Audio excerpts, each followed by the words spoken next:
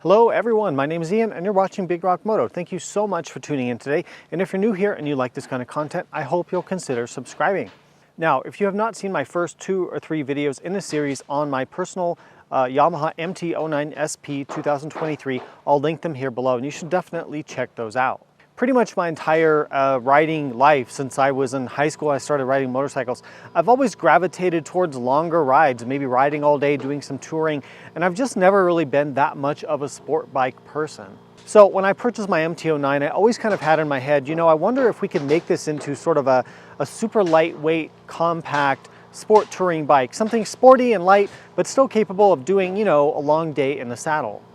Now, why would you want to do this? Well, number one is cost. Sport touring bikes, whether you're talking about an R1250 RT I just reviewed, is $27,000. You could be looking at Yamaha's own Tracer 9, which is a phenomenal bike, but costs thousands and thousands more than this bike. So cost is one concern. Weight is another concern. Those bikes weigh hundreds, in some cases many hundreds of pounds more than this bike at just over 400 pounds wet. So you've got weight, you've got cost, you've got size, and some people just prefer a smaller, lighter, more compact, more nimble motorcycle. So here's what we're going to do today. I'm going to show you kind of a few of the mods, accessories I put on here to make this more of a lightweight sport touring bike. Then we'll go out for a ride. We'll kind of speak to camera in the helmet and talk about how all this works, or if it even does work. Then we'll come back here. We'll kind of talk about, this versus an actual sport touring bike, some pros and cons to it, and would I do this again? So with that, let's get going.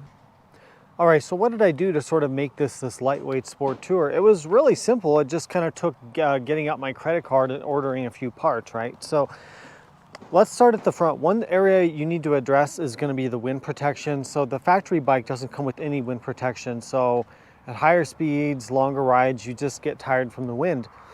So this is a Puig touring windshield. You can see here, Puig high-tech parts. I believe they're based somewhere in Europe. Really good parts. I've used them on a lot of bikes.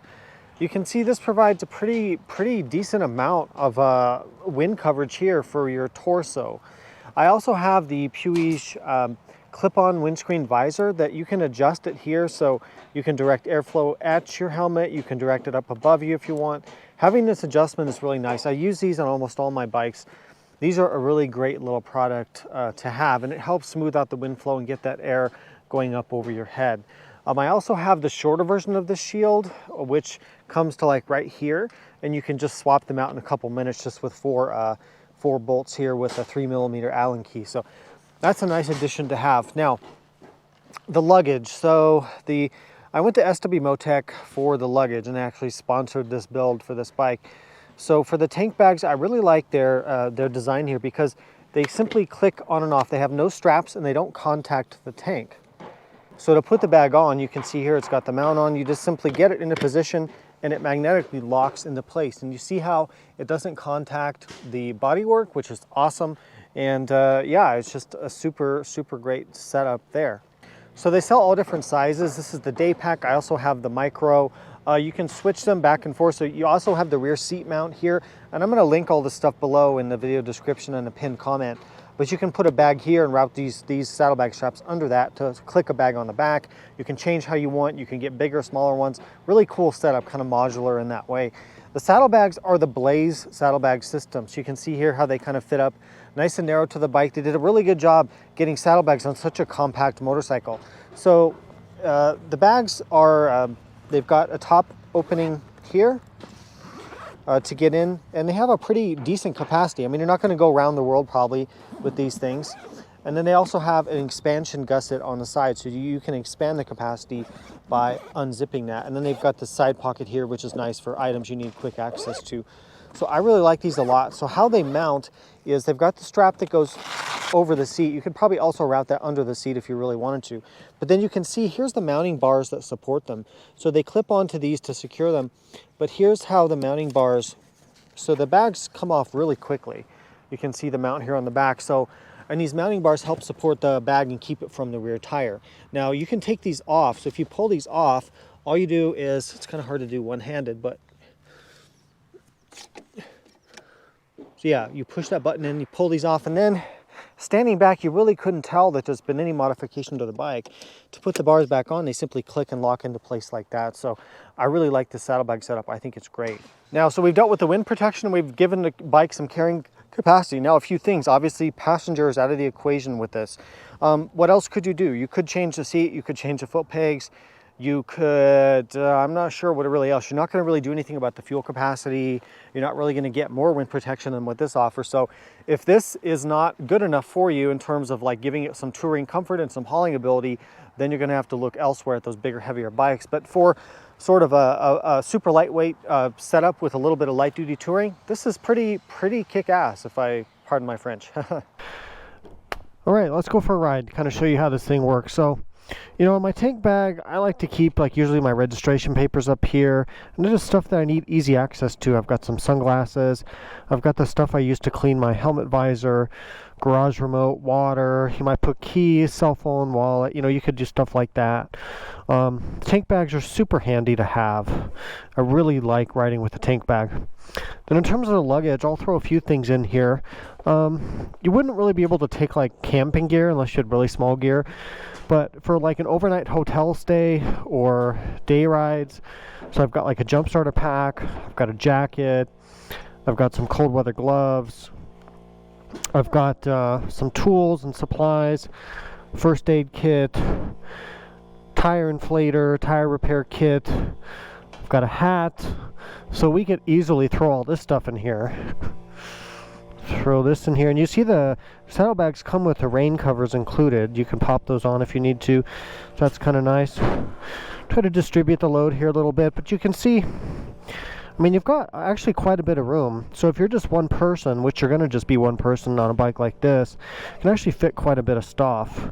And of course, these aren't expanded. You could fit a ton more in here, and you could put a bag across the back. You actually could do camping with this bike for sure. So get those loaded up, and here, let's go for a ride. All right, we're out on the highway on the MT-09. So I can adjust my spoiler here to give myself a little bit more wind protection if I want. Get that wind up over my helmet a little bit. So what do I notice riding this bike? Well, the seat is pretty hard. The seat's okay, but it's not great. So you've got a hard seat, so that's not the best for long distance. The wind protection, I mean, this windshield, I'm still getting wind on my shoulders, kind of my chest, and the wind's hitting me about maybe halfway up my helmet visor, so it's not too bad, but it's not like, you know, really great wind protection or anything. You're still kind of in the wind, which means you get bugs and stuff like that, but I mean, it's okay. There's people who travel all over the country, all around the world without touring bikes, and they're just fine. So really, it's not a bad place to be.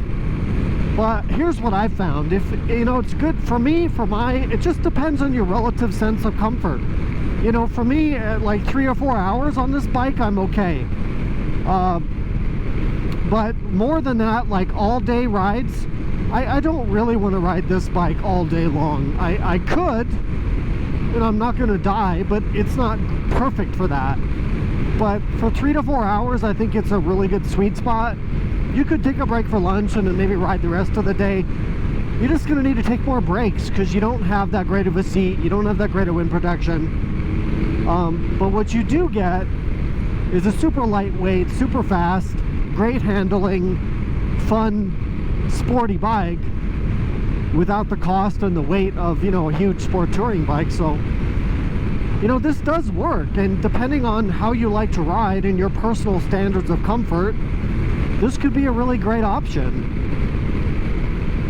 Also, the riding position, you know, the MT-09 is pretty relaxed in terms of the ergonomics for a bike of this category, but I could use more leg room. So I do, after a while, I really would like to be able to stretch my legs, you know, to kind of relax the bend in my knees.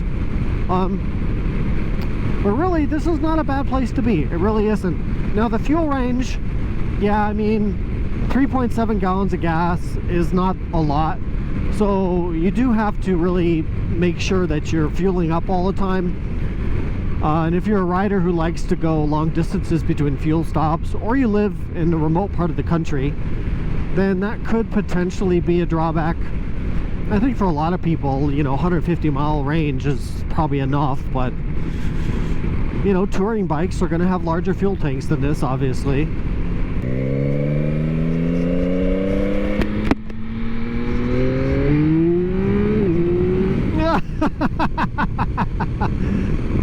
So the power to weight ratio, I mean, that's the advantage here.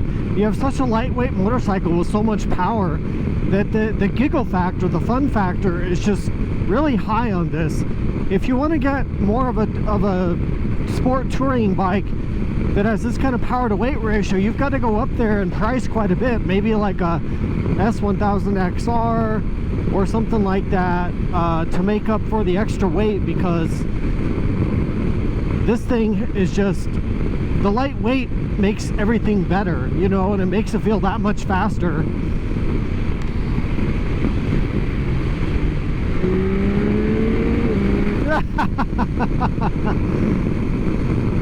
It just has a fun factor that the sport touring bikes just don't have because of their mass. When you get into a nice twisty road like this, you can really get after it on this bike, and you know, you just don't have the compromises of being on a bigger, heavier bike.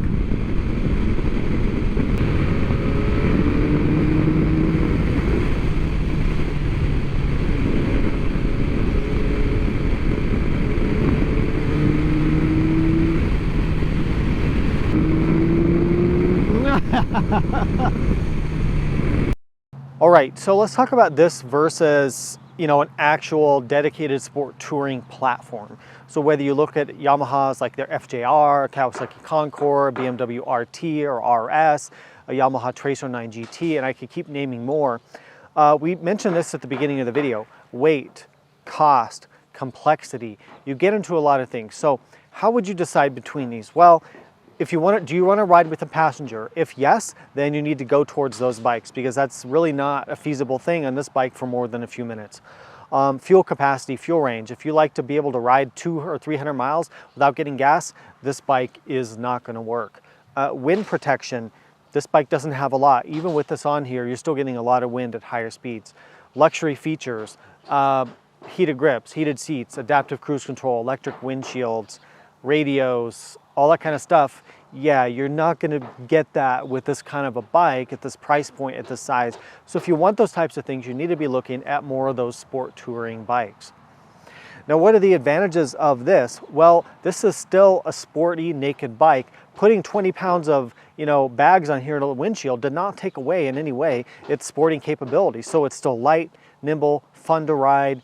You know, it's easy to move around the garage to get in and out. It doesn't take up much room.